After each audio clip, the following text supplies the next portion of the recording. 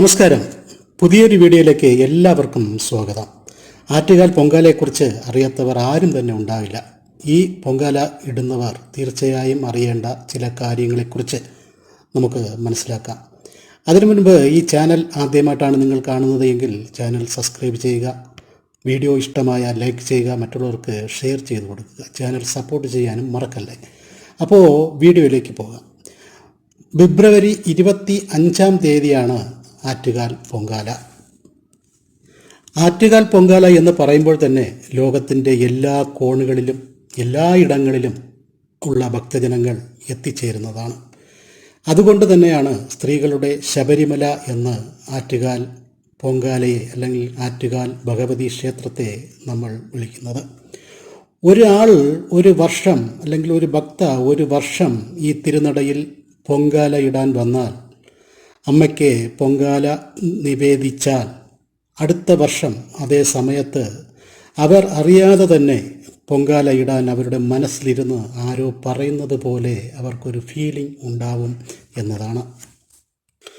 നമ്മുടെ ജീവിത ദുരിതങ്ങൾ അകലാനും സമാധാനപരമായ ഒരു ജീവിതം ലഭിക്കാനും മക്കൾക്ക് ജോലി ലഭിക്കാനും നമ്മുടെ കടങ്ങൾ മാറുവാനും വ്യാധികൾ അകലുവാനും സന്താനലബ്ധിക്കും വിവാഹ തടസ്സങ്ങൾ മാറുവാനും അങ്ങനെ എല്ലാ ദുഃഖ ദുരിതങ്ങൾ അകലാനും അമ്മയെ മനസ്സിൽ പ്രാർത്ഥിച്ച് പൊങ്കാല ഇടുമ്പോൾ എല്ലാറ്റിനും അമ്മ ഒരു വഴി കാണിച്ചു തരും എന്ന വിശ്വാസത്തിലാണ് ഓരോ ഭക്തജനങ്ങളും പൊങ്കാല ഇടുന്നത്.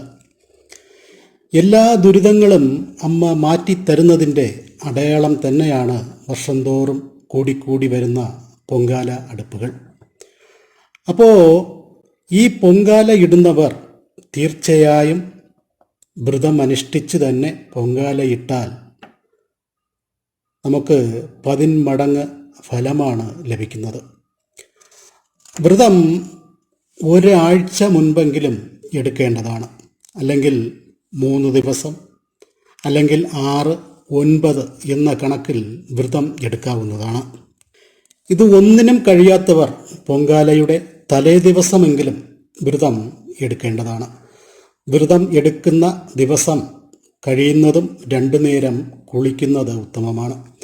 വൈകുന്നേരം തീർച്ചയായും കുളിച്ച് ശുദ്ധിയായി നിലവിളക്ക് തെളിയിച്ച് ആറ്റുകാൽ അമ്മയുടെ അഷ്ടോത്രങ്ങളോ അല്ലെങ്കിൽ ശ്രീ ഭദ്രകാളി ദേവിയുടെ അഷ്ടോത്രം ജപിക്കുന്നതും വളരെ ഉത്തമമാണ്.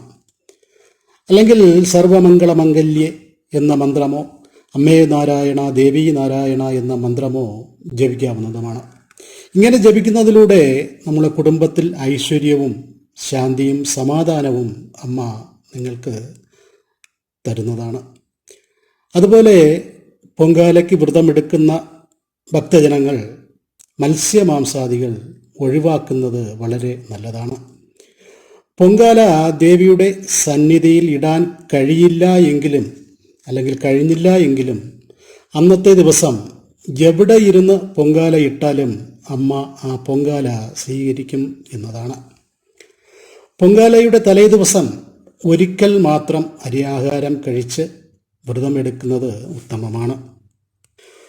അതുപോലെ ആർത്തവം കഴിഞ്ഞ് 7 ദിവസം കഴിഞ്ഞതിന് ശേഷമേ പൊങ്കാല ഇടുന്നത് ഉത്തമമായി പറയുന്നുള്ളൂ. അങ്ങനെയുള്ളവർ ക്ഷേത്രത്തിൽ പോകുമ്പോൾ പൂജാസാധനങ്ങളിലും പൊങ്കാലയ്ക്കുള്ള സാമഗ്രികൾ അതിലും സ്വന്തം ശരീരത്തും അല്പം കടൽ വെള്ളം തളിച്ച് ശുദ്ധി വരുത്തി വേണം ക്ഷേത്രത്തിൽ ചെല്ലുമ്പോൾ പൊങ്കാല ഇടുവാൻ. അതുപോലെ പുലപാലായ്മ ഉള്ളവർ പൊങ്കാല ഇടാൻ പാടില്ല എന്നാണ് പറയുന്നത്. അതുപോലെ വീട്ടിൽ മരണം നടന്നിട്ട് അസ്ഥി വെച്ച് പൂജിക്കുന്ന, അതായത് ആണ്ടുബലി ഇട്ട് അസ്ഥി നിമഞ്ജനം ചെയ്യാനുള്ളവർ പൊങ്കാല ഇടാൻ പാടില്ല. അല്ലാതെ 16 അല്ലെങ്കിൽ 41 അസ്ഥി നിമഞ്ജനം ചെയ്തവർ തീർച്ചയായും പൊങ്കാലം ഇടാം എന്നതാണ് ആചാര്യന്മാർ പറയുന്നത്. പൊങ്കാല ഇടുന്നതിൻ്റെ ഇടയിൽ ഭക്ഷണം കഴിക്കാൻ പാടുള്ളതല്ല. വെള്ളം കുടിക്കാവുന്നതാണ്. പൊങ്കാല ഇട്ടതിന് ശേഷം മാത്രമേ ആഹാരം കഴിക്കാവൂ. ഷുഗർ പേഷ്യൻ്റ് ഉള്ളവരാണെങ്കിൽ അത് നിങ്ങൾക്ക് ബാധകമല്ല. അവരവരുടെ ശരീര സുഖമനുസരിച്ച് ഇങ്ങനെ ചെയ്യാവുന്നതാണ്. അപ്പോൾ പൊങ്കാല ദിവസം ഭണ്ഡാര അടുപ്പിൽ അഗ്നി തെളിയിച്ചു എന്ന അറിയിപ്പ് കിട്ടിയതിന് ശേഷമേ നിങ്ങളുടെ അടുപ്പിൽ അഗ്നി തെളിയിക്കാൻ പാടുള്ളൂ. അതിനുശേഷമേ നിങ്ങൾ ജലപാനം കഴിക്കാവൂ എന്നതാണ്. അപ്പോൾ എല്ലാവരും മൺകലത്തിൽ തന്നെ പൊങ്കാല ഇടാൻ ശ്രമിക്കുക. അമ്മയ്ക്ക് മൺകലത്തിലുള്ള പൊങ്കാലയാണ് ഇഷ്ടം എന്നാണ് പറയപ്പെടുന്നത്. അതുപോലെ നമ്മൾ വ്രതമെടുത്ത് നമുക്ക് ക്ഷേത്രത്തിൽ പോകാൻ കഴിഞ്ഞില്ല എങ്കിൽ ഒട്ടും വിഷമിക്കേണ്ട കാര്യമില്ല. സ്വന്തം വീട്ടിൽ ചാണകം മെഴുകി, മുറ്റത്ത് ചാണകം മെഴുകി വിളക്ക് ഒരു പടുക്ക പോലെ എന്തെങ്കിലും വെച്ച് അവിടെ മൺചട്ടിയിൽ തന്നെ പൊങ്കാല ഇടാം എന്നാണ് പറയുന്നത്. അത് പൊങ്കാല ഇടുന്നത് ക്ഷേത്രത്തിലെ ഭണ്ഡാര അടുപ്പിൽ അഗ്നി പകർന്നതിന് ശേഷമേ വീട്ടിലെ നമ്മൾ ഇടാൻ ഉദ്ദേശിക്കുന്ന പൊങ്കാല അടുപ്പിൽ തീ പകരാവൂ. അങ്ങനെയാണ് പറയുന്നത്. അപ്പോൾ ഒരു കാരണവശാലും പൊങ്കാല ഇടുന്നതിൻ്റെ ഇടയിൽ ഭക്ഷണം കഴിക്കരുത്. ആവശ്യമെങ്കിൽ വെള്ളം കുടിക്കാവുന്നതാണ്. അതുപോലെ ടൈറ്റായിട്ടുള്ള വസ്ത്രങ്ങൾ ധരിക്കാതിരിക്കുക. ഇത്രയും ജനങ്ങൾ കൂടുന്ന സ്ഥലമാണ്. അഗ്നി പകരുമ്പോൾ ശ്രദ്ധിക്കുക. ചുരിദാർ പോലുള്ള വസ്ത്രങ്ങൾ ഇടാതെ ഇരിക്കുന്നതാണ് നല്ലത്. കോട്ടൺ സാരികൾ ഉപയോഗിക്കുക. അപ്പോൾ കഴിഞ്ഞ വർഷത്തെക്കാളും പൊങ്കാല അടുപ്പുകൾ ഈ വർഷം കൂടുതൽ ആണ് എന്നാണ് ആറ്റുകാൽ ക്ഷേത്രത്തിൽ നിന്നും ലഭിച്ച അറിവുകൾ.